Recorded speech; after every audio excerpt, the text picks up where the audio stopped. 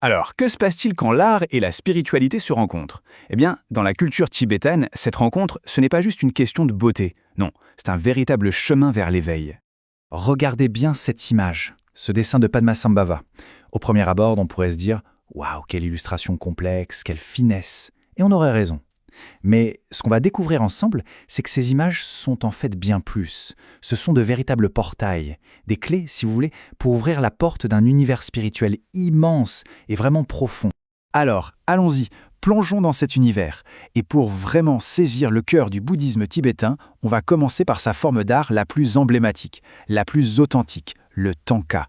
Un tanka, donc en tibétain tanka, c'est beaucoup plus qu'une simple peinture. C'est un véritable instrument sacré. Imaginez un peu, une carte, mais pas une carte routière, non, une carte qui nous montre le chemin vers l'illumination. C'est à la fois un outil pour la méditation et une incarnation de l'énergie divine elle-même. Ce qui est fascinant avec le tanka, c'est sa double nature. D'un côté, oui, c'est un objet bien matériel. Il est peint sur de la soie, avec des pigments minéraux qui sont broyés à la main, mais de l'autre côté, c'est un conduit spirituel. Un support de visualisation qui va incarner des concepts philosophiques très complexes. Et c'est vraiment là, à ce croisement, que l'art devient vivant. Ok, mais alors, comment on lit cette carte sacrée? C'est tout l'enjeu. On va décoder ensemble ce langage visuel qui est d'une richesse incroyable et vous allez voir chaque détail, absolument chaque détail, a une signification bien précise. Dans un tanka, rien n'est laissé au hasard, et surtout pas les couleurs. L'or, par exemple, ce n'est pas la richesse matérielle, non. C'est la lumière de l'éveil. Le bleu, ce n'est pas juste la couleur du ciel, c'est l'immensité de la sagesse. Le rouge, c'est la force vitale. Le vert, c'est la compassion en mouvement. Et le blanc, c'est la pureté, la transformation. Et ça va bien au-delà des couleurs. Chaque élément visuel fait partie du message. Regardez les mains. Leurs gestes, qu'on appelle les mudras, eh bien, ils transmettent des enseignements bien spécifiques. La posture du corps, l'asana, elle nous révèle la nature même de la déité. Les objets qu'elle tient dans ses mains, ce sont les symboles de ses pouvoirs. Je vous le disais, rien n'est laissé au hasard. Tout est codifié. Il faut bien comprendre que créer un sanka, ce n'est pas juste peindre. C'est un véritable rituel, une pratique spirituelle qui peut prendre des mois. Chaque étape est d'une méticulosité folle. L'artiste doit suivre des grilles géométriques sacrées pour que les proportions divines soient parfaites. Et puis il y a l'étape finale, le moment clé, la consécration. Un lama vient bénir l'œuvre, il l'active spirituellement. C'est là que la peinture devient un objet sacré. Bon, on a vu l'objet, sa création, son langage. Maintenant, allons voir ce qu'il y a derrière. Derrière l'art, il y a les traditions, les grandes figures historiques. Parce que oui, derrière chaque tanga, il y a des siècles d'histoire et de philosophie. Alors pour situer un peu tout ça, un petit retour en arrière très rapide. Le bouddhisme arrive officiellement au Tibet au 7e siècle.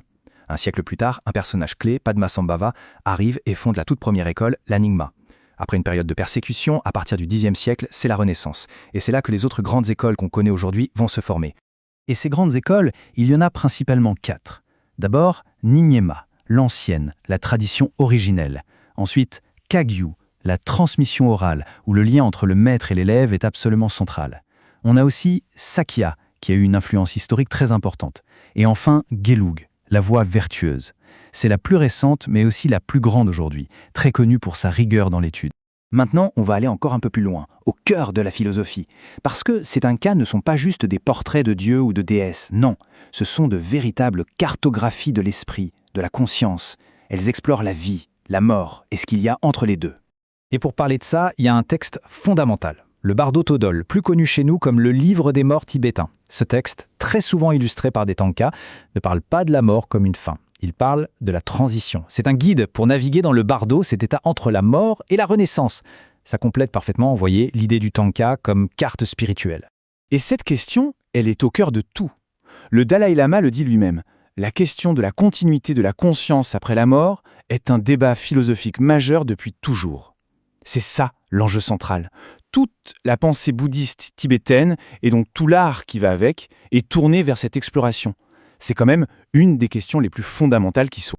Pour conclure, s'il y a une chose à retenir, c'est celle-ci.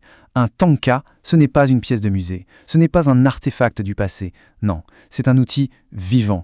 Il est utilisé aujourd'hui, maintenant, dans la pratique spirituelle. C'est un instrument qui n'a rien perdu de son pouvoir. Alors, pour résumer, à quoi ça sert un tanga ? c'est un support pour la méditation, c'est un outil d'enseignement pour rendre simple ce qui est complexe, c'est un objet sacré qui est habité par la présence des déités, et finalement c'est un lien, un pont entre le passé et le présent qui permet de transmettre une sagesse millénaire. Et tout ça, ça nous amène à une dernière question. Si un art, comme celui du Tanga, peut être une carte aussi précise pour nous guider vers l'éveil, alors où est-ce qu'elles nous mènent, nos images à nous? Toutes ces images qui nous entourent au quotidien, quelle est leur destination?